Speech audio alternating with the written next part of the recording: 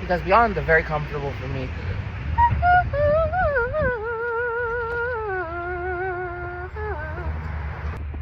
there was more. And honestly, myself, I'm thinking of that more as almost exaggerative. It's barely vocal. Like, you know what I'm talking about. Like, sure, it's nice when it happens. I certainly can do it. But we've been here before.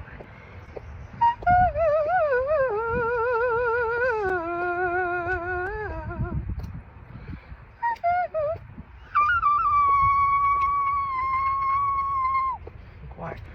Like, you hear how the texture changes. It's not necessary. But if I can psychoanalyze for a moment, as I tend to like to do, whether I'm good at it or not, and to reassure, there have been many times where I've actually been rather good at it. It's a mentality of needing to build because you feel like the underlying structure is not sufficient. As though in order for it to be enough, you always have to be building.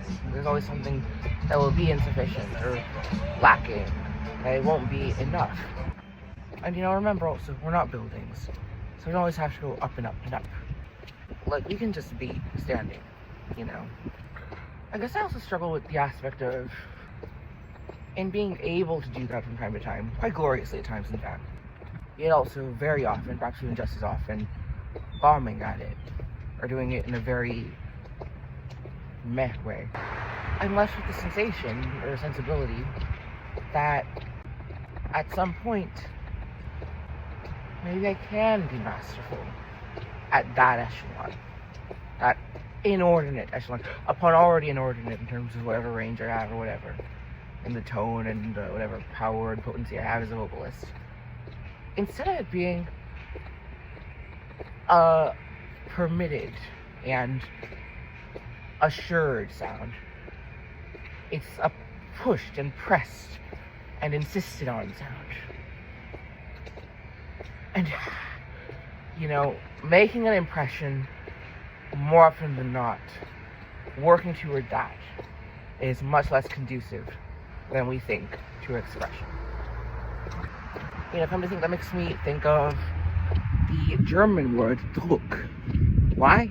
Because Druck itself means pressure. Drucken means to press.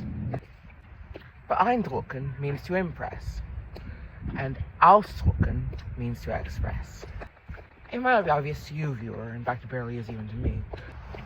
But even in the English words themselves, you see an element of, one is to press on to something. Impress, press in, press on. Beeindrucken, make in, be into. But express, also, to press out. To press outward. To emit, to exude. Which one is more powerful? Which one is more imposing? And which one is more exposing?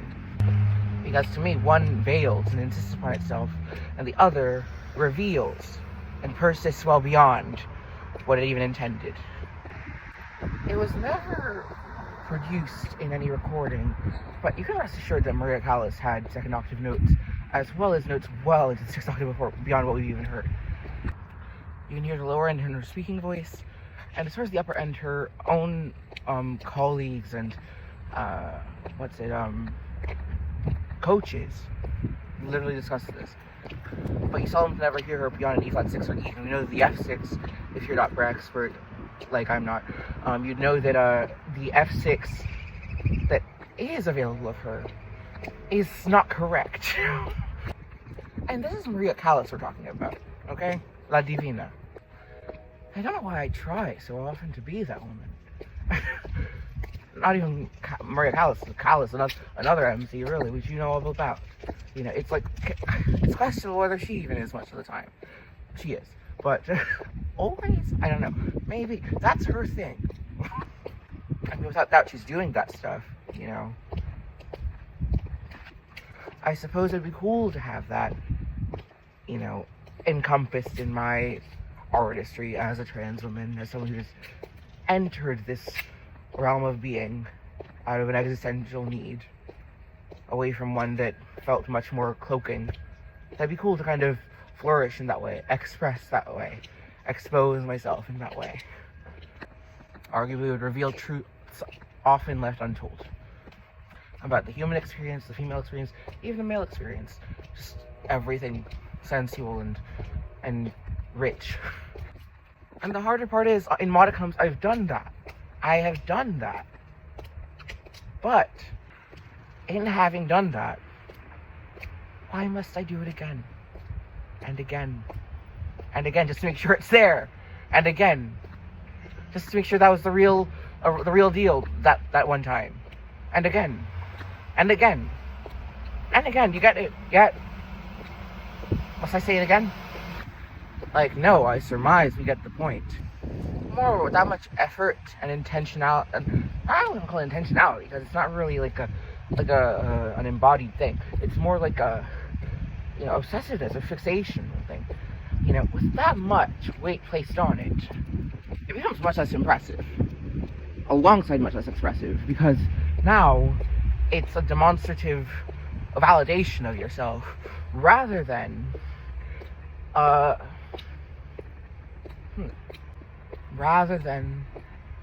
essence. Rather than an essence, it's a striving. One for which you can't always claim also, because it's often relying on luck of the draw for it to actually achieve what it's looking to. This year has taught me so much about trusting in what I am over insisting on what I can do. If that makes sense. Makes sense to me. It's a lot easier to practice into a place of love when you yourself are attempting to do so as something that you can accept.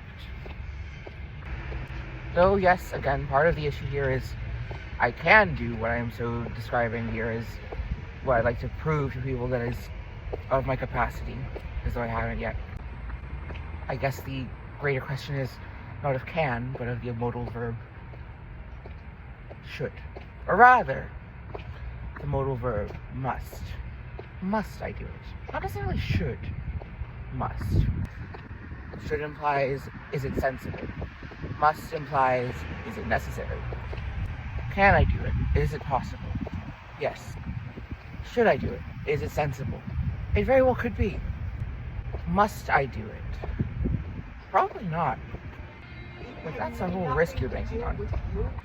So, good luck. And I know you can do it. I know what you're capable of. I know you can. But, especially now, that there's almost no must involved in this. Beyond even just that one party trick, the vocal hijinks in general, or even the striving to prove or espouse yourself as brilliant, as formidable, as exceptional, is, girl, you don't need that. Like, honestly,